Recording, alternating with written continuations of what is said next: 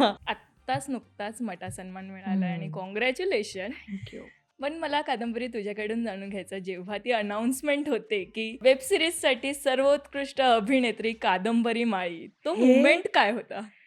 नामांकन जेव्हा मिळालं, ते नॉमिनेशन जेव्हा जाहीर झाले, तेव्हा मी झोपले होते. 10-11 वाजले असतील. मी झोपले होते. मी म्हणाले तुला मी नाईट पर्सन आहे. बघ मी 10-11 वाजता झोपले. खरं सिद्ध झालं. तर मला फोन येत होते. खूप कॉल आले आणि मी एका पॉइंटला फोन सायलेंट केला आणि मी झोपले. मला परत कॉल यायला लागले, परत व्हायब्रेट व्हायला लागला फोन. मला कळत नाही की एवढे का फोन करताय सगळेजण? झोपायचंय मला. मग मी फोन उचलले आणि मग असं झालं की थांब ना, झोपू दे ना, करते ना तासाभरात फोन, नको फोन करू. परत फोन यायला लागले. मग कळलं की कादंबरी तुला मटा नामांकन मिळालं. मी अशी किंचाळून उठले. मला आधी कळलं नाही. मला आधी वाटलं की हे कोणीतरी प्रँक करतंय आपल्यासोबत. कारण हे ध्यानीमनी अजिबात नव्हतं.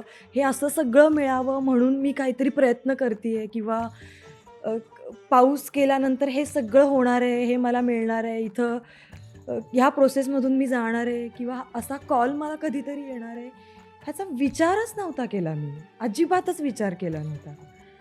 पण तेव्हा अ, जे रिअलाईज झालं मला की होय आपल्याला खरंच मिळालं आहे आणि आपल्या कामाची कुणीतरी दखल घेतली आहे. सगळं 10 वर्ष लागली हे सगळं मिळायला. ते सगळं अगं फ्लॅश झालं समोर. काही थोडा वेळ थोडंसं ब्लर दिसत होतं मला, की तेच सगळं आठवत होतं. सेलिब्रेट करायच्या मूडमध्ये मी फार लवकर आले नाही. ते रिअलाईज झालं. त्यानंतर खूप जणांचे फोन आले. घरी फोन करून सांगितलं, की असं-असं झालंय आणि मला नामांकन मिळालं. तर आधी त्यांना असं झालं, की म्हणजे मटा अच्छा हो का? Okay, congratulations. त्यांना मला हे जाणवून द्यावं लागलं, की आई मटा सन्मान 2026 साठी मला नामांकन मिळाले. मग हे त्यांना मला सांगावं लागलं, हे काय असतं, हे कसं असतं?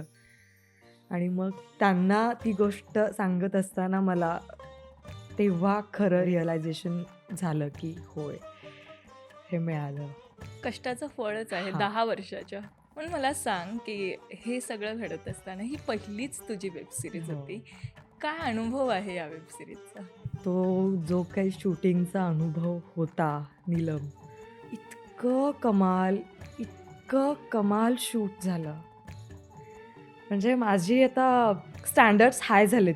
ह्या मालिकांव्यतिरिक्त शूट जे असतं, त्याचे स्टँडर्ड्स ह्या सीझनने हाय करून ठेवलेत, की रिअल लोकेशन असतं. मग इतकं छान-छान अ, जिथं आम्ही शूट करत होतो, तिथं गेल्यानंतर जे जेवण येत होतं, जिथं आम्ही राहत होतो, तिथून असे धबधबे पडताना दिसत होते आजूबाजूला. धुकं सुंदर, खूप छान पाऊस.